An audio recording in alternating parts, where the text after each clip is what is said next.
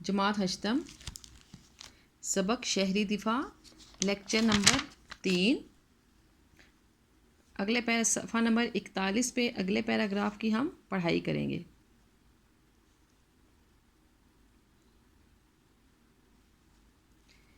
हमारे यहाँ इब्तदाई तिब्बी इमदाद का शऊर बहुत कम है, जिसकी वजह से हादसात में ज़ख्मी होने वाले बर वक्त इब्तदाई तिब्बी इमदाद न मिल सकने की वजह से मौका पर दम तोड़ देते हैं या फिर उम्र भर के लिए माजूर हो जाते हैं। हामिद के अब्बा जान ने इस पैराग्राफ में हामिद को बता रहे हैं कि हमारे यहाँ जो ज़ख्मी होने के बाद पहला इलाज है, इसके बारे में लोग नहीं जानते, समझ नहीं रखते, जिसकी वजह से जब हादसा होता है तो जो ज़ख्मी होने वाले हैं उन्हें मौका पर पहला इलाज उनका नहीं हो सकता।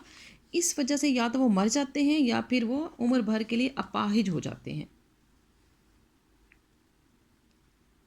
अगले पैराग्राफ की हम पढ़ाई करेंगे। हमें ऐसे मौक़ों पर क्या करना चाहिए? हामिद ने पूछा। अब्बा जान बोले, पहले तो हमें ऐसे हादसात की रोकथाम के लिए अपने इर्द गिर्द पर नज़र रखनी चाहिए ताकि मुल्क का कोई दुश्मन इस तरह की हरकत ना कर सके। दूसरा ये कि अगर कहीं इस तरह का हादसा रूनुमा हो जाए तो हमें वहाँ जमघट्टा नहीं बना लेना चाहिए। इससे ज़ख्मियों की को तिब्बी इमदाद में रुकावट पैदा होती है। इस इक़्तिबास में मुसन्निफ़ बताते हैं कि हामिद ने जब अब्बा जान से पूछा कि ऐसा हादसा हो जाए तो हमें क्या करना चाहिए, तो हामिद के अब्बा जान ने उसे समझाया कि पहले तो हमें आसपास नज़र रखनी चाहिए, अपने मुल्क की हिफाजत करनी चाहिए ताकि कोई भी दुश्मन जो हमारे मुल्क का है वो इस तरह की हरकत ना कर सके। और बिलफ़र्ज़ अगर ऐसा हादसा ज़ाहिर हो जाए तो वहाँ पर भीड़ नहीं लगानी चाहिए, बल्कि रास्ता छोड़ देना चाहिए ताकि ज़ख्मियों की मदद हो सके। अगले पैराग्राफ की हम पढ़ाई करेंगे। हंगामी हालत में इमारतों को खाली कराने के लिए रास्तों का तयन लाजमी करना चाहिए और उनसे आम लोगों की आगाही अशद ज़रूरी है। आग को बुझाने वाले आलात का इमारतों में होना बेहद ज़रूरी है। ज़ख्मियों को खुली और ताज़ा हवा में लाना चाहिए ताकि उन्हें सांस लेने में दुश्वारी ना हो। धुएं से बेहोश होने वालों के कपड़े को ढीला कर देना चाहिए और उनके मुंह पर ठंडे पानी के छींटे देने चाहिए। हामिद के अब्बा जान ने बताया कि अगर ऐसी कोई नागहानी अचानक कोई आफत आ जाए तो हमें क्या करना चाहिए कि हमें जो इमारतें हैं उनके रास्तों का इल्म होना चाहिए कि मुकर्रर रास्तों से हम कैसे बाहर निकल सकते हैं।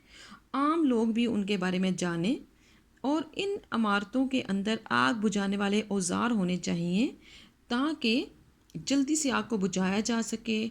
और रास्तों का पता होगा तो ज़ख्मियों को जल्दी से ताज़ा हवा में लाया जाए ताकि उन्हें कोई सांस लेने में मुश्किल ना हो, क्योंकि धुएं में जो लोग बेहोश हो जाते हैं उन्हें बाहर लाया जाए, उनको कपड़ों को ढीला किया जाए और उनके मुंह पर ठंडे पानी के छींटे मारे जाएं।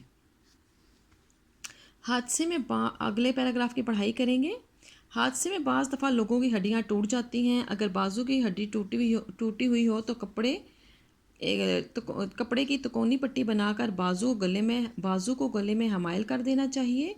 इसके अलावा लकड़ी की छोटी छोटी खपचियाँ या तख्तियाँ टूटी हुई हड्डी के इतराफ़ में रख कर ऊपर पट्टियाँ लपेट देनी चाहिए ताकि टूटी हुई हड्डियों को सहारा मिल जाए।